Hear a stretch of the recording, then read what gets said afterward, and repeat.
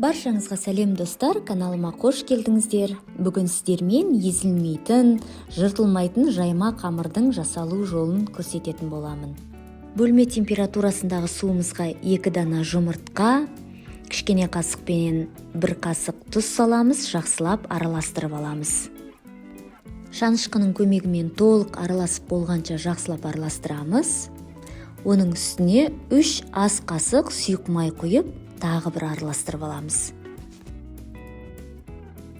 Сосын еленген ұнымызды аз-аздап салып, илеу процесіне көшеміз. Шанышқының көмегімен бастамасын осылай бастап аламыз, сосын қолмен жақсылап июі қанғанша илейтін боламыз. Қамырымыз кішкене қаттылау болады, бірігуі қиын болуы мүмкін, сол үшін қолмен жақсылап ұзақ уақыт иленуі керек. Жақсылап илеп, үстел үстіне қойып, тағы да июін қандырғанша илейтін боламыз. Негізі қамырдың әдемі болуы қамырдың июі қанғанға байланысты болады. Сол себепті ұзақ уақыт илеуге тура келеді.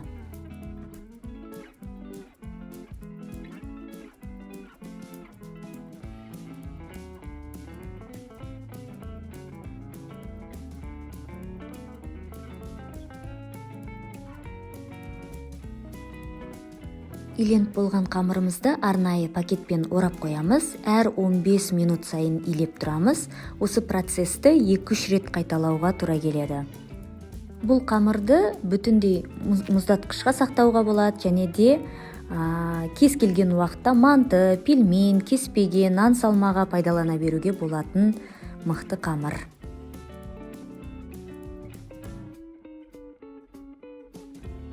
Міне видеодағыдай әр 15 минут сайын қамырды тағы да илеп июін қандырып жатырмын. Өте тегіс, әдемі, жылтыр қамыр болып шықты. 2 зуалаға бөліп, тағы да салафанға салып қойдым.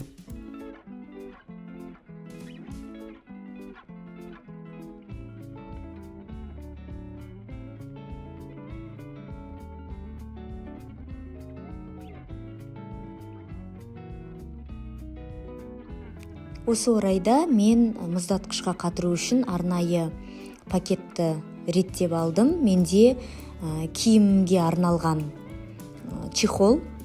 Негізі метровый пакет сататын жерден метровый сатып алсаңыздар да болады. Мен осылай жасап, бір шетін кесіп алып, осының ішіне сақтайтын боламын.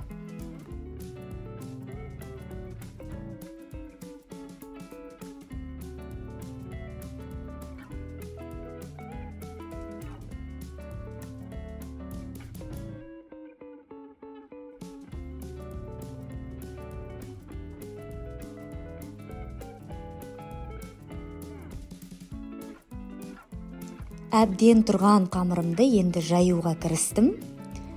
1 зуаласын қойып, 1 зуаласын алып, көріп тұрғандарыңыздай осылай қолмен бірінші жайып аламын. Себебі қамырдың дөңгелек әдемі болып шығуы, әдемі жайылуы осы ең алғашқы қолыңызбен жұдырықтап жайған, сағат тіліменен жұдырықтап жайғаныңызға байланысты болады. Сол себепті осылай жайып алып, әр қарай оқтаудың көмегіменен ортасын баспай, ақырындап жайып бастадым.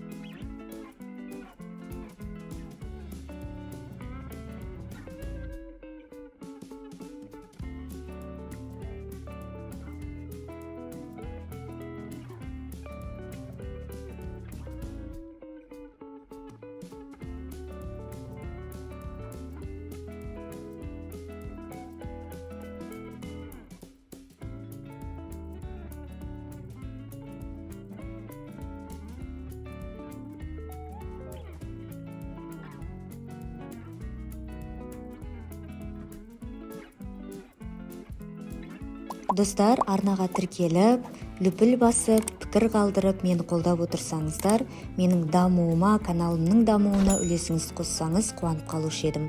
Бұдан да күшті рецепттермен сіздермен алдағы уақытта бөлісетін боламын, Алла қаласа.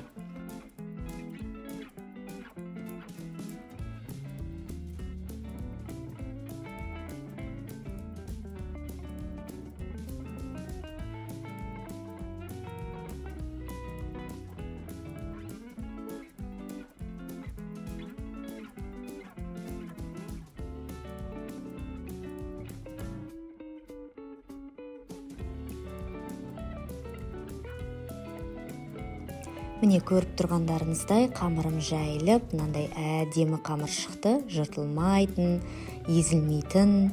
Енді осыны мұздатқышқа қатыру үшін арнайы пакетке орналастырып, реттеп шығамыз.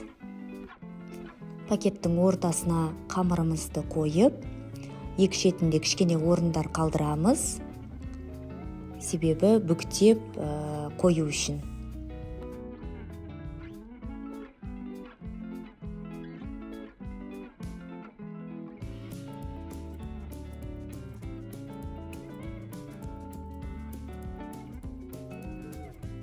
Видеода көріп тұрғандарыңыздай осылай реттейсіздер, және де бұл қамырды мұздатқышта 2 аптаға дейін сақтауға болады. 2 апта көлемінде пайдалана аласыз.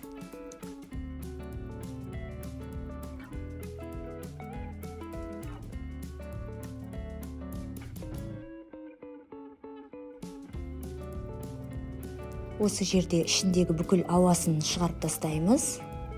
Ауасын шығарып, бүктеп шығамыз. Сонымен қамырымыз дайын, енді мұздатқышқа сақтап қатырып қоямыз. Кез келген уақытта алып пайдалануға мүмкіндігіңіз бар. Рахмет!